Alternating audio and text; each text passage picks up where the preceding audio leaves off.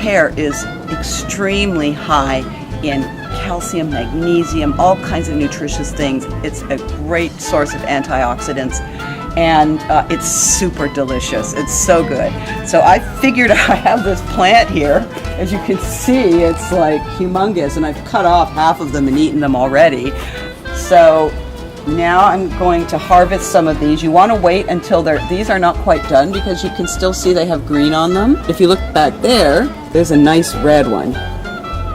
You see? And that one's ready to go, as well as these ones down here. So fork in, cut.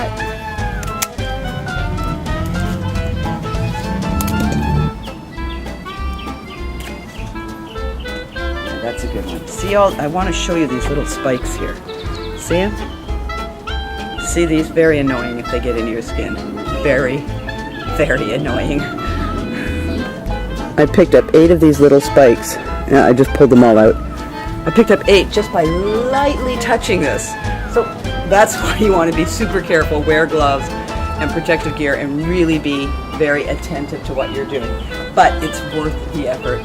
Okay, so this is a pretty simple setup. This is what you're going to need. 3 bowls, 1 to collect the cactus in, 1 to put the cactus pears in once we have burnt off the little spiny demons, and then 1 to scoop and put the pulp in. So let's get started. First, you're going to bring the prickly pears into the kitchen, and we're going to burn off the spikes on the stove. For this, I use a long knife like this. You just go in, remember to stab it in from the end that you cut. Alright, and you're going to pick it up, bring it over here. Now watch how it sparkles. Alright, see all that sparkling? That's all the needles being burnt off.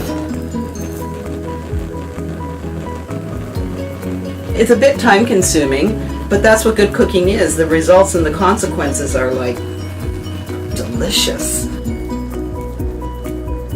See, this is why I change bowls, because see, there's like all these, you can see all the little cactus spines in the old bowl. So it's really important to get the spikes off. I can't stress it highly enough. It's really important to get the spikes off.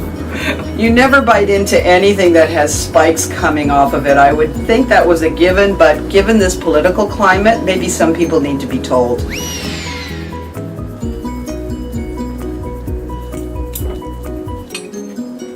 Okay, so now we've got our bowl of de-spined prickly fruit. So I'm just going to go and stick them under the cold water for a little bit to cool them down.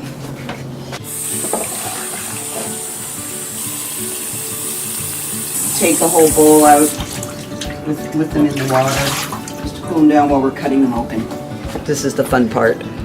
Okay, so now what we're going to do is we have our defanged prickly pears here. We're going to cut them open and recover the pulp.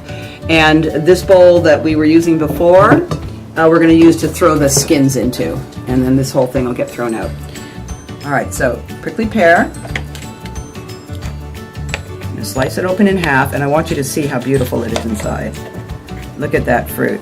Look at that luscious fruit. Then you're going to take your fork and hold it and just scoop this out. Just like that. And into the bowl.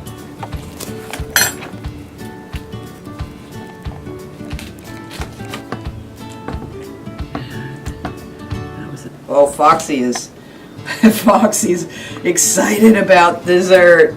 She knows that something's coming. All right, so we mush it up with the fork. And how long do you do this for? Yeah, just until it's mushy. Actually, this would be good for like a monster movie special effects. This is like what gushes out of an alien if he's been wounded.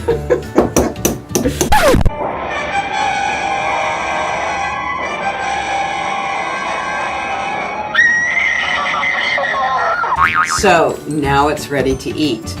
But before we just go to it, we're going to squeeze a little lemon on it. So squeeze some lemon, and then we're just going to stir it up. All right. And manja.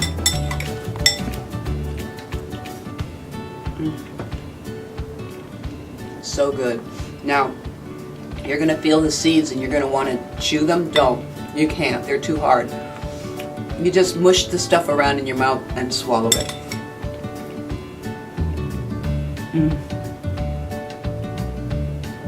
It's heaven.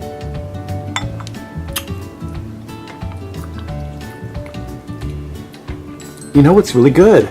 It's really good. It's nice and sweet. And I'm surprised. The texture is so It's very melony. melony. Yeah. Yeah. It's got a hint of watermelon. A hint of kiwi, I think. Yeah. Or guava. Yeah. Hint. Yes. Isn't it good? It's delicious. I'm having more.